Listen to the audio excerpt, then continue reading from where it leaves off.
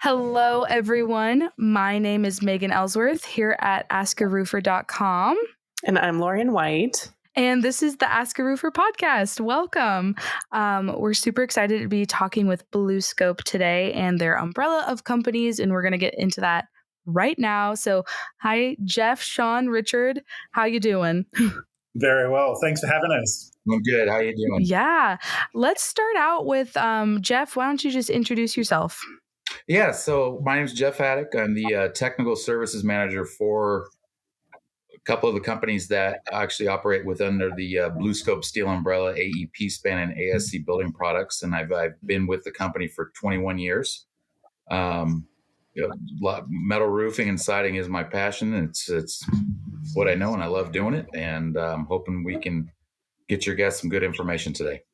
That's awesome. Sean, how about you? Who are you? So I'm Sean. I'm the communication specialist on the marketing team, part of the NS BlueScope Coated Products North America, which is consisting of ASC profiles broken into 3 divisions, as Jeff just alluded to, as well as Steelscape. And I've been with the company about 9 years now. And with that, I handle a lot of the digital marketing aspects, a lot of the questions coming in from homeowners that I see across social media, as well as some of the email marketing. Awesome. Very cool. Richard? Hi, yeah, I'm Richard. I'm the marketing manager, and I guess our job here is to, we want to see everyone with a metal roof, whether it be commercial or residential. So just trying to, get as much great information out there as possible, and just, excited to see more metal in our communities. Yeah. Definitely. Yes. Very excited to talk more about metal. So when it comes to roofing, let alone metal roofing, there's so many terms out there. So can you walk us through what some of the different types of metal roofing are? Like, I know there's corrugated, standing seam, etc. And I leave it all to you. So maybe I'll kick off with a layman's term, and then I'll hand it over to Jeff to go into some of the details. But, to kind of dumb it down to the easiest detail, because I was once on this learning curve too. And as you said, there's a lot of terms, and some are relevant, some are not. But, the 2 key forms for metal roofing, there's kind of concealed fastener roofing, which means that the screws and fasteners are not exposed. And then conversely, there's one called exposed fastener roofing, and that includes things like corrugated panels or your traditional agricultural panels. And, for most residential applications, people will be using some form of concealed fasten panel, maybe called a standing seam roofing, and that'll give that kind of nice flat with the clean line kind of rib panels that you'll see on a lot of modern homes and things out there. Jeff, there's my layman's description. What about some other thoughts from your end? No, you did an excellent job there, Richard. It's exactly what it comes down to. So the way we kind of categorize it is exactly right. There's concealed fasten and then exposed fasten. Concealed fastener, just that. So anything that has hidden fasteners. We don't have any visible fastening devices exposed on the roof. Exposed fastener, transversely means we've got the exposed fastener heads sticking out all over the roof. And a lot of times corrugated profiles fit into that, but corrugated is such a catch-all term. A lot of people think of corrugated as a wavy profile. In our industry, we think of corrugated being just an exposed fastener, which can take on many different shapes, not only a wavy profile. You can have trapezoidal ribs. You can have minor and major ribs. There is a slew of profiles that are out there for exposed fastener. But when you're dealing with the concealed fastener system, generally speaking, you're referring to a standing seam roof system, which is going to have, flat pan with vertical seams that protrude out from the roof line. Wow, that's great. I don't think we've actually had a podcast where we kind of go through and, in layman's terms, like we're talking to someone that knows nothing about it, explain the different types of metal roofing. So I'm learning a lot personally. So this is great. So you mentioned corrugated metal roofing. What are the different applications of corrugated metal roofing panels? How big is your imagination, really? I mean, roofing, obviously, siding. We've had it used as fencing. You can use it for aesthetic features or accent pieces. I've had it used on interior applications for accent walls, backsplashes. really you're just talking about a fixed panel system that you can really apply to anything that your imagination is really only your limit when it comes to those types of profiles. And that would be the Yeah. same for standing seam. Really, if you, technically speaking, yes, it's designed for a roof application, but standing seam panels are really growing in popularity for wall applications. And who's to say you couldn't use a standing seam panel on an interior application as an accent wall? But very rare that you do see that. But really, it's really the limit of your imagination is what these types of profiles can be used for. And we see a lot of, particularly the curved corrugated that we refer to, is that the reason that can be quite popular is compared to some other panel types, the curved shape of each of those ribs produces a softer shadow and a less kind of harsh accent line. So therefore it gives you a bit more flexibility if you're using it in accent pieces like Jeff alluded to, which can sometimes be inside, a home as well as outside, or if you're using it for small things such as planter boxes. But that kind of shape means it's a bit easier to work with, and also is just a bit more versatile in terms of how the lines of that panel will match with, other features of a home or things like that. And selfishly, you can hear from my accent, I'm Australian, and Australian and corrugated roofing is actually the number one most popular roofing product there in terms of, the design you see everywhere. So I just like to see it all around us because I think it's just such a great product. We love your accent. And I wouldn't have thought planter boxes out of corrugated metal. I mean, sky's the limit. Yeah. One of our engineers here actually just made a rocking seat for his wife with a corrugated shade cover on it. So as Jeff said, you can use it for anything and everything. Very cool. Wow. So as we continue talking about corrugated metal, how does it compare to other types of metal in the industry or that you offer? I'll probably jump into it a little bit first from a layman's perspective, but I think, what we see it for is for kind of residential and light commercial applications for some different designs. And then for other things, it's also used in commercial applications. Like we've got it in a lot of multifamily applications in the Pacific Northwest. What the flexibility of metal products is it really doesn't come down to the panel design, but more how thick the metal is in terms of what applications it can be used for. And so what that means is that you've just got like a huge amount of diversity. And so generally the thicker the metal means the more it'll probably be used on the commercial end of things. And then the lighter, the thinner the metal, the lower the price point, the more it'll be used for DIY projects or residential things. And also generally, if the metal's a bit thinner, it can be a bit easier to work with. So, if you're approaching a product from a DIY perspective, a lighter gauge product, that's what the gauge is what we refer to as the metal thickness, can be a bit easier to work with.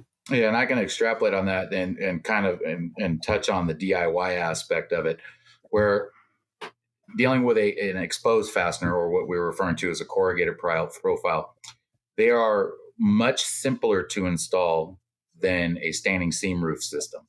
So standing seam roof system is going to require a little bit more involved detail work, sheet metal workmanship, things to make the roof right. Corrugated panels don't have very complex details where you're worrying about thermal movement, expansion and contraction, points of fixivity. There's just a myriad of things that you have to deal with, penetrations through the roof line. Corrugated, lends itself more to the DIY aspect of roofing as opposed to a standing seam where you would really want the expertise of a skilled contractor to be able to pull that off properly, unless obviously if you have some of that experience in there. The one big drawback with an exposed fastener panel is just that exposed fasten, which does over time require routine maintenance to make sure that the roof is going to perform as intended. Fasteners that are used to secure the roof can actually back out. The washers, the self-sealing washers can wear out. This requires annual checks on it. It's not a set it and forget it style roof system where you can just throw it up there and you're expecting years and years and years of maintenance-free worry. No, that's not the case. The material itself will last a while, but it's the attachment points. It's the sealant that's used to seal up things. These other wear good items that we like to reference, those are the things that you have a problem with. Now, The one benefit with corrugated profiles is, like I said, if it's easy to install, it's easy to replace and fix. Whereas a standing seam system is going to be much more involved, much more invasive. But the benefit to the standing seam is you don't have visible fastening. So you don't have to worry about the maintenance that you would on a traditional corrugated or exposed fastener profile. Everything's concealed, everything's hidden. Or as opposed to with a corrugated profile, everything's more in an exposed manner, subject to exposure to the elements and weather and a myriad of other things. That it's a little bit more labor intensive per se for a maintenance aspect on a corrugated style roof. For sure. Just a follow-up question to that. So if a homeowner were to, get a corrugated metal roof for their home, maybe they're in Australia, what should they be looking out for maintenance-wise to make sure that, no screws are coming loose or whatever? Like, what are some things that they can do to keep ahead of that maintenance? Annual checks. That's our biggest. If you want to get up there at least once a year and just spot check, you're looking for backed out fasteners. We use closures to actually seal up the flutes underneath certain flashing transitions. You want to make sure those are all intact and not allowing for wind-driven, we like to call it wind-driven particulate, but that basically means wind-driven rain, bugs, critters, anything that can get inside of the flutes of the panels. You want to make sure those are all sealed up. You want to make sure fasteners aren't backing out. The heads of the fasteners used to secure said panels, they come with an EPDM washer on them. A lot of times that rubber, EPDM rubber on those washers can be worn out, or if you've got, when they were installed, maybe they overdrove the fasteners and it blew the washer, sealing portion of the washer out, meaning it exploded that rubber washer, thus eliminating the sealing benefit of that washer for the fastener. So, there's not a lot of maintenance involved with it, but there is some, and it's just checking that. And one of the biggest things, and this doesn't really lend itself to the corrugated panels per se that I see, gutters. Gutters are a huge deal now. Not every roof is going to have a gutter, but I can't tell you the countless amount of projects I've grown out there and I've seen trees growing out of the gutter, or the gutters are filled with leaves and whatever else out there. As soon as your gutter gets backed up and doesn't have a chance to work as the gutter should, that water is going to fill up, and then you can worry about water backtracking into the eave line of the panels. And then you've created a roof leak, which really isn't the roofing panels leaking. It's because of lack of maintenance from the gutters. So these are things, build up of debris anywhere across the roof, and just you want to double check some things, at least annual. I'm always biannual guy on myself. That's something like that, but that's how I. Yeah, and as Jeff said, like that annual visual check, which is pretty straightforward, just is for so many purposes. For people in fire areas, you can, particularly in where we are in Northern California, that buildup of pine needles and things like that can introduce a big risk. So doing that annual check and making sure that everything's clear and free of debris can not only be good for ensuring the longevity of your roof, but the safety of your home, and then also things such as clearing organic matter on the surface can extend the life of the paint as well too. So it's just really important to do that really simple but important visual inspection. Yeah. And that's something that contractors can do, right? Like homeowners can call a contractor to come and say, hey, we need an inspection done on our roof. Yeah, if you're uncomfortable with heights or getting up on your roof, roofing contractors, you can absolutely hire one to come up and provide an assessment of your roof. And there's actually some contractors that are out there that actually sell maintenance plans with their installations. So, sourcing the type of contractor you're working with and seeing if that's an option is within the realm of possibility for sure. But I was just going to say quickly, a lot of this stuff is not too complex. The things that Jeff talked about, a loose fastener will be visible. We've got guides on our website of what, an overdriven or underdriven fastener looks like in terms of the washer underneath it. And then I think we could all know what a tree in our gutter growing looks like. So, a lot of the basic stuff, it shouldn't be seen as a daunting process and more as just kind of that, as you would with your car, right, of doing, just a look over, make sure your tires don't look deflated, that it's not dripping oil in the driveway or something like that. It's just, something relatively straightforward that you can do yourself, or, if you're not comfortable with heights or certain things, I'm sure, there's people out there to help as well too, like taking your car to the mechanic, I guess. Right. Yeah. Yeah, that reminds me. I totally need to clean out my gutters before winter comes.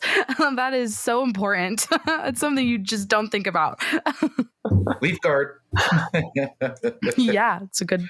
Yeah. So we've touched on the other uses of corrugated metal a little bit, and we've mentioned garden boxes, but what have you seen other people use these products for besides roofing? Like maybe you've seen some fun photos on social media. I'm not sure. I think this is a great question for Sean. Sean fields a lot of these and gets a lot of photos and inquiries that are coming in, and different mixed use questions. So, John, what are your thoughts? Yeah, so there has been a couple unique ones that stand out to me. We had a homeowner take actually a corrugated sample of ours, and they bent it into kind of like a circle, put a bucket in the middle of it, and then dumped Quickcrete in it and made their own concrete planter boxes. So the outside had that maybe corrugated, sides to it.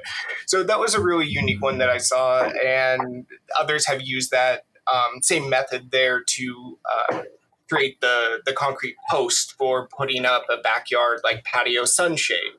They put, a nice 4x4 in the middle of that, and then the outside is nice, so you're not having that concrete square block, but it has a little bit more of a pleasing aesthetic to it. And then there was another one that we saw that somebody did use it as an interior application, where they used it kind of as wainscoting on in one of their hallways. So that was kind of different. I mean, not really something I would have wanted for a hallway.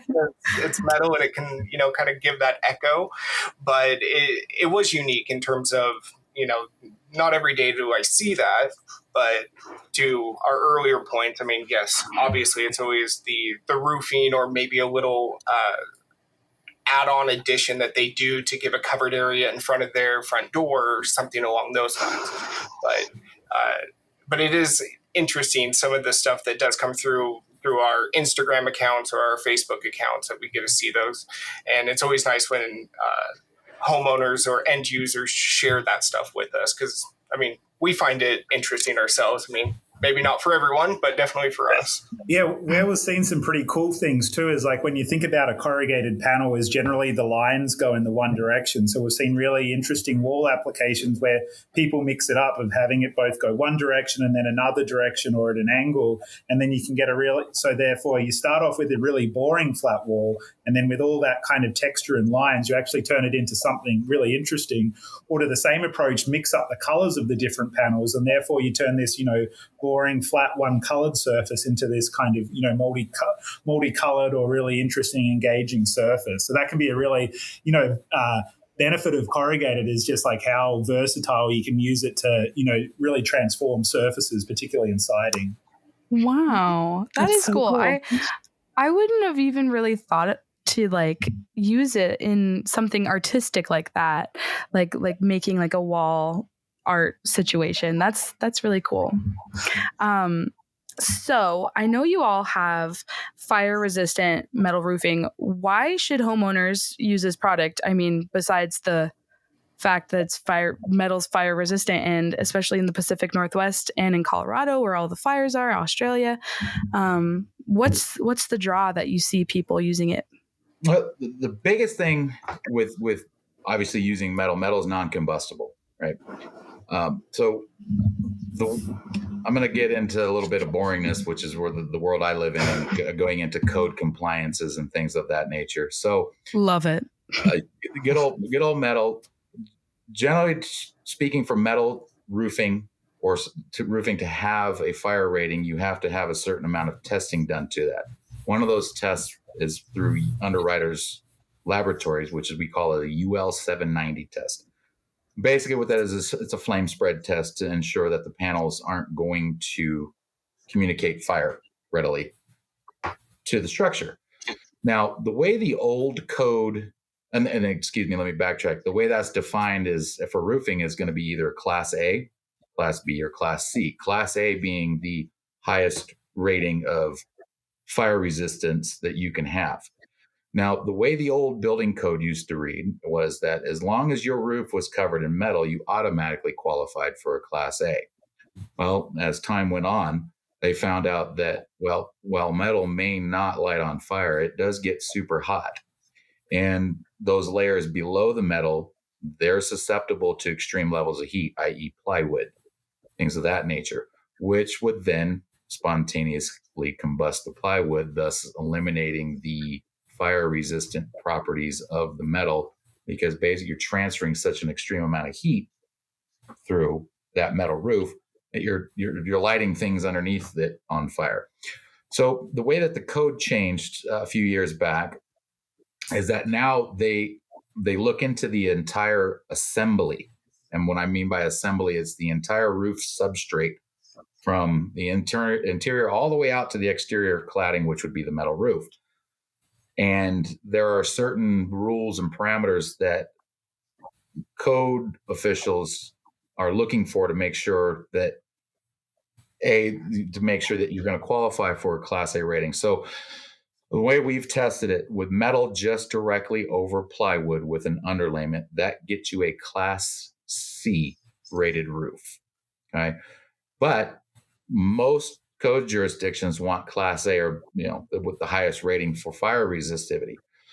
In order to get that, there's a few ways to go about it. I mean, I could bore you to death, and this podcast would probably last 3 hours, but for time-saving purposes. So basically, you have two different substrates. You have combustible and non-combustible.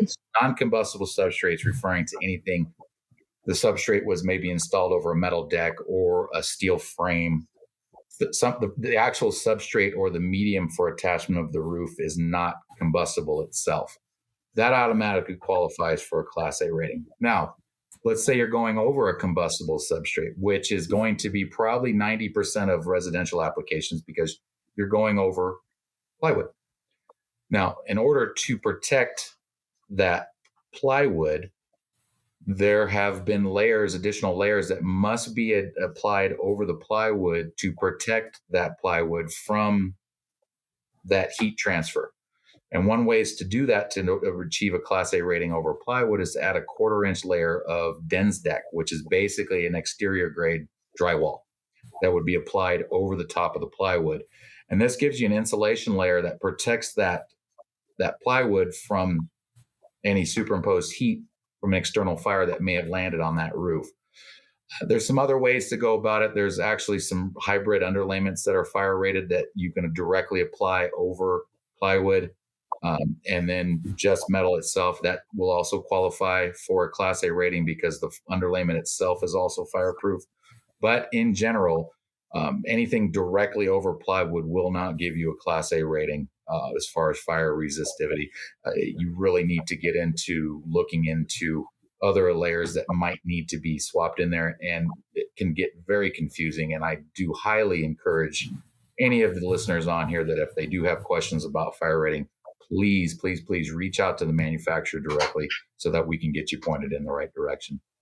Yes. And also anyone listening, you can also go to AskARoofer.com, find the BlueScope directory, and we can point you in the direction of contact info for any questions that you have as well on that. Because that's so important, especially because, Lauren and I both live in Oregon and Colorado, and it's smoky here right now. And it's just important. You want to protect your home.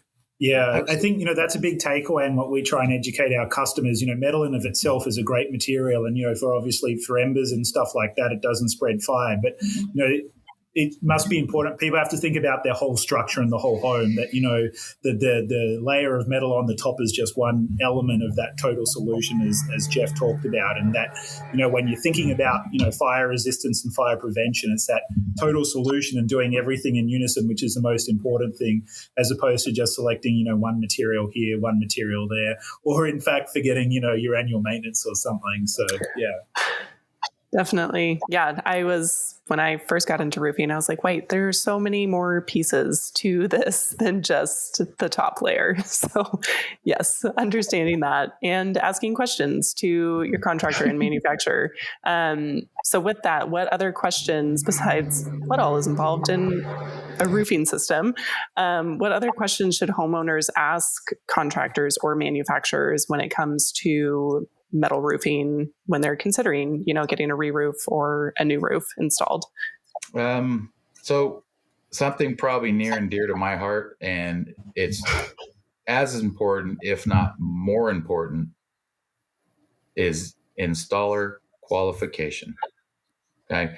That is the biggest thing that is overlooked. You're hiring a guy that says, I'm Joe Roofer out there. It doesn't necessarily mean he's got experience or he or she has experience in metal roof applications. So really vetting your installer and checking their credentials, making sure they're licensed, making sure they have experience in handling and dealing installations that are similar to yours or dealing with similar products, that they have that understanding, and asking them for examples. Don't just take their word for it. You want to be able to, hey, can you have any examples of some projects you've installed, or what's your experience in that nature?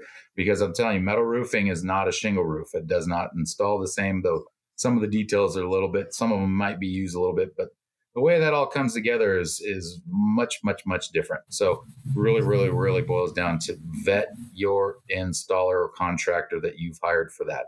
Don't just throw all your eggs in one bucket and say, oh, here we go. And you've got this really knockout solid product, but then they can get really botched really quick. And one thing that I would also add to that too, I totally agree with Jeff's point. Contractor skill is probably the biggest differentiator between a good install and a bad install. The other thing is sometimes a homeowner doesn't necessarily know the actual manufacturer of the product that's going on the roof, and it's worth asking that, because one thing with metal is often inferior products and really good products, when they're brand new, they'll all look the same. They'll all be a nice shiny red or blue or whatever you're putting on your roof. But it's actually, how it degrades over time in terms of, what happens to that top finish. Does the color fade? Those kind of things. How does it hold up to the elements, which may change based on a high quality thing or a low quality thing. So it's always worth checking that your contractor or that it's being sourced from a reputable supplier. I'll give a quick, as like AEP span or building products like us, but, one that, sources material, which is, quality commitments, manufacturing commitments and all those things to ensure that, that roof is going to last as long as what, those expectations are. Product warranty. Yeah. And that you're actually getting a product warranty that a manufacturer will stand behind. Yep. Yeah. Yeah, and that you're reading the warranty and you're educated on it. Absolutely. Yeah. Well, thank you, gentlemen, so much for chatting with us today. I know I've learned a lot. Lauren, I feel like we've both learned Definitely. a lot. Yes. This has been fabulous. Thank you so much. Is there anything else you want to add?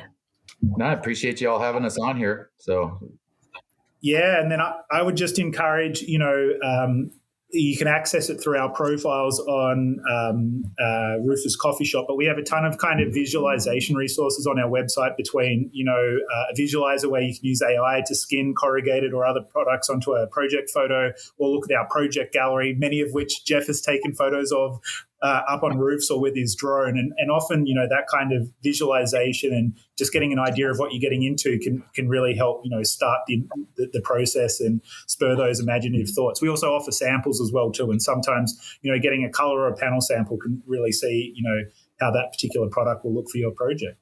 Fabulous. Yeah, I love playing with those visualizers. Those are so fun. And it's great when you're not sure what you want to go with. So everyone go over to rooferscoffeeshop.com and AskARoofer.com and check out their directory. And you can go to their website as well and play with those visualizers. Thank you so much. This has been a fabulous episode of the Ask a Roofer podcast, and we will be seeing you next time.